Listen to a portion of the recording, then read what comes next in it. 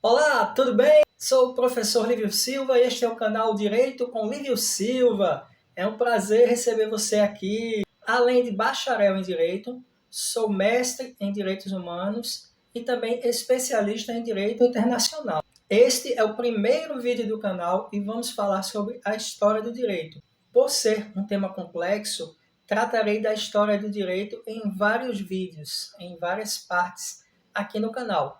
Esta é a primeira parte. Então assiste até o final, já deixa o seu like e compartilha com todo mundo. Vem comigo para aprendermos juntos. Abrangência do assunto. Antes de começarmos a discorrer propriamente sobre a história do direito, é importante que demarquemos o nosso ponto final. Assim, devemos conceituar minimamente o direito atual. Em primeiro lugar, é importante pontuar que a expressão direito serve para designar tanto o direito por si só, ou seja, aquilo que as regras sociais permitem a um indivíduo, bem como a área do conhecimento de prática social como ferramenta do controle social. Este vídeo, juntamente com os vídeos seguintes da sequência sobre a história do direito, tratará da história daquilo que entendemos ser o direito, né? E em uma conceituação rápida e prática, podemos definir como o conjunto das regras mínimas da convivência humana que são formuladas pelo Estado para regular a sociedade, criando direitos e obrigações para os indivíduos. Bem, amigas e amigos, alguns autores dividem o direito em direito dos povos sem escrita e direito dos povos com escrita. Mas, para fins didáticos, iremos tratar do direito ao longo dos períodos históricos propriamente ditos. Contudo, não podemos ser anacrônicos, pois quando nos referimos ao direito em determinada época, devemos ter em mente que estaremos falando do instrumento de controle social da época que cumpria a mesma função que o direito cumpre agora. Este vídeo é a parte 1 da sequência de vídeos que tratará da história do direito. E nele vamos falar do direito na Idade Antiga. Chamamos de história o período da história da humanidade que se inicia com o advento da escrita, que tem como primeiro período histórico a chamada Idade Antiga. Embora a pré-história tenha sua importância, pois sua última fase, o Neolítico, representa o marco principal das bases de todas as sociedades humanas, com o advento da utilização do fogo, da agricultura e da criação de animais, os agrupamentos humanos passam a experimentar uma fase de aumento das populações, que tornará as relações humanas bem mais complexas e que culminará no surgimento de vários mecanismos sociais. Dentre eles, o controle social, no qual o direito tem participação importante. Na medida em que os clãs e as aldeias evoluíam para populações maiores, a transmissão oral não era mais suficiente, não permitindo assim o devido registro das normas sociais. E é com o advento da escrita que surge a possibilidade de se colocar as regras mínimas da sociedade em um formato mais estável, pois na prática da transmissão oral poderia haver perda e mudança de significados ao longo do tempo. É na Idade Antiga que se encontra o surgimento dos primeiros códigos legais. A exemplo do Código de Ur-Nammu, cerca de 2040 a.C., na Suméria, e do Código de Hammurabi, cerca de 1694 a.C., no Império Babilônico da Mesopotâmia, sendo este considerado por muito tempo o primeiro código de leis da história, até a descoberta do Código de Ur-Nammu. O Código de Ur-Nammu chegava até mesmo a tipificar crimes de adultério, fuga de escravo, falso testemunho, entre outros. As primeiras cidades, transformadas naquilo que hoje chamamos de cidades-estado, passavam a se organizar militarmente sob a autoridade de um governante autocrata, conquistando outras culturas, ampliando seu território. Surgem então os impérios, os estados da antiguidade. O direito dessa época era orientado por uma noção de justiça divina, mediante a aplicação pelo governante daquilo que era considerado a vontade dos deuses. Ou seja, religião e governo estavam diretamente ligados, o que constitui uma das características do início da Idade Antiga. Nesse período, os códices de leis não eram sistematizados, como hoje em dia são sistematizados. Constituíam uma reunião de orientações para a aplicação do julgador, que repousava na figura do governante, cuja função era solucionar conflitos. A redação consistia basicamente de um caso concreto seguido de uma solução jurídica, como por exemplo, se alguém fizer algo, deverá ser condenado à morte ou ao pagamento de bem ou quantia. Se alguém fizer algo, a sanção é essa. Outra característica que era comum eram as penas muito severas. Vejamos, por exemplo, o que está contido no artigo 10 do Código de Hammurabi. Se o comprador não trouxer o mercador e testemunhas ante a quem ele comprou o artigo, mas seu proprietário trouxer testemunhas para identificar o objeto, então o comprador é o ladrão e deve ser condenado à morte, sendo que o proprietário recebe a propriedade perdida. Vejam nesse exemplo como era. Algumas penas mais rigorosas fundavam-se no conceito de falso testemunho, que era punido com a morte. Mas, no geral, as sanções buscavam equilibrar a perda de um determinado bem da vítima com uma perda equivalente para o condenado.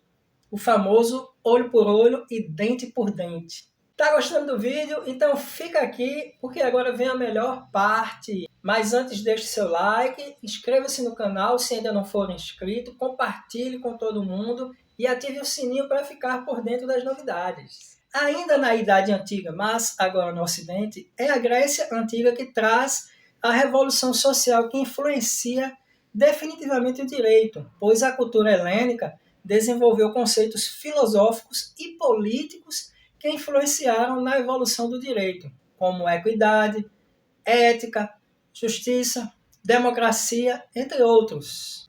Preliminarmente, é importante frisar que a Grécia Antiga era composta por cidades-estado, que dividiam a mesma cultura, mas que cada cidade tinha seu próprio sistema jurídico. De qualquer forma, grande parte das cidades dispunha de legisladores que desenvolveram leis escritas, a exemplo de Drácon, de Atenas, cujas leis rigorosas até hoje servem de exemplo para se criticar um sistema punitivo muito rigoroso. Lei draconiana, às vezes a gente chama uma lei muito rigorosa assim. Posteriormente, Solon criou um sistema legal menos rigoroso, estabelecendo o conceito de igualdade perante a lei. Veja de onde vem o conceito de igualdade perante a lei. Ao contrário dos povos asiáticos da Idade Antiga, o direito grego inovava não sendo centralizado no divino, mas no ser humano. Ou seja, já era criado o conceito de laicidade do direito. Então, separava-se religião e direito. Havia uma espécie de processo legal, no qual as pessoas se defendiam das acusações perante um júri de cidadãos escolhidos por sorteio, a fim de dar imparcialidade. Mas era preciso provar os fatos. Por isso, a retórica era muito importante. Quem não tinha a habilidade da retórica recorria a sábios que escreviam discursos. Dentre eles, os sofistas, que cobravam. E mesmo sendo proibido cobrar, dava um jeito de manter isso escondido. Bem, amigas e amigos, agora chegamos à Roma Antiga, que foi influenciada pela cultura grega, mas definitivamente teve maior influência na formação do direito ocidental do que a Grécia. Nosso direito tem grande parte o direito romano, mas transportado para os dias atuais. Nós temos muitos institutos jurídicos que foram criados em Roma, como o famoso brocardo. Onde está a sociedade, está o direito, ubi societas ibi jus. Se na Grécia a complexidade da sociedade fez o direito evoluir, o que se dirá de Roma? A cultura que influenciou a cultura ocidental em vários aspectos.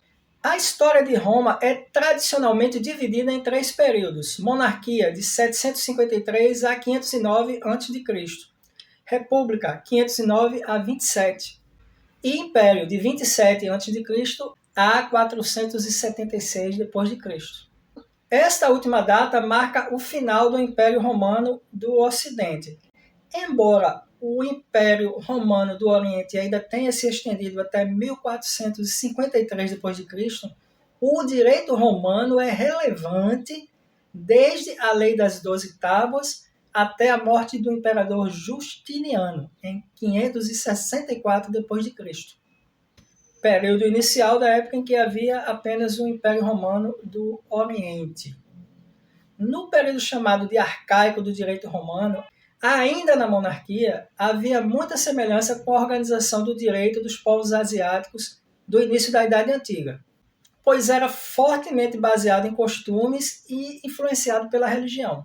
Vem a República Romana, mas a plebe inicia uma série de rebeliões. Em suma, a revolta da plebe foi a luta entre os interesses dos plebeus, clientes e escravos contra os interesses da camada politicamente majoritária, os patrícios. Os patrícios, então, transigiram e, além de criar as assembleias de plebeus, talvez uma origem do plebiscito, né? Editaram leis escritas que culminaram na Lei das 12 Tábuas. É a partir dessa lei que começa a se formar o período clássico do direito romano, aquele que mais influenciou o direito ocidental e, consequentemente, o nosso direito. Por exemplo, a Lei das 12 Tábuas previa um procedimento chamado de chamamento ao juízo, com o qual hoje podemos fazer uma analogia com a citação. Ademais, o fato de existir procedimentos escritos em lei para o julgamento é um grande avanço em relação ao arbítrio que reinava antes da Lei das 12 Tábuas. Se na Grécia destaca-se a separação entre o direito e o divino, Roma vai além, criando um sistema jurídico complexo, mas completamente organizado, que influencia até hoje a formação do direito. As fontes do direito romano incluíam as leis escritas, a jurisprudência, ou seja, as decisões anteriores, os costumes e os éditos dos magistrados, consistindo estes em normas jurídicas criadas pelos pretores que podiam ser aplicadas paralelamente ao direito. Se fizermos uma comparação com o nosso direito atual, seriam como os provimentos e as resoluções dos tribunais. É em Roma que surge a figura do jurisconsulto, aquele que interpretava as leis, que hoje podemos comparar com os nossos juristas, responsáveis pela elaboração da doutrina jurídica. Roma deixou um legado incomensurável para o desenvolvimento do direito ocidental, a exemplo da previsão de leis escritas, princípios jurídicos como a igualdade perante a lei, direito à defesa e presunção de inocência. Institutos jurídicos importantes como a responsabilidade civil, os contratos, a propriedade e o conceito de propriedade atual surgem em Roma, entre outros. Isso sem falar em um sistema judicial completo, com tribunais, juízes, advogados. Mesmo depois do fim do período clássico, Roma nos forneceu um modelo para os nossos códigos legais, o Corpus Iuris Civilis. Eu acho que a pronúncia é essa, me desculpem se estiver errado. Um conjunto gigantesco de normas, legislação e jurisprudência compilados por vários juristas, por ordem do imperador Justiniano, do Império do Oriente, que morreu em 564 d.C., encerrando assim a parte relevante da história do direito romano. Então é isso, pessoal. Obrigado por assistir até o final. Não deixe de assistir os outros vídeos do canal. E até o próximo vídeo!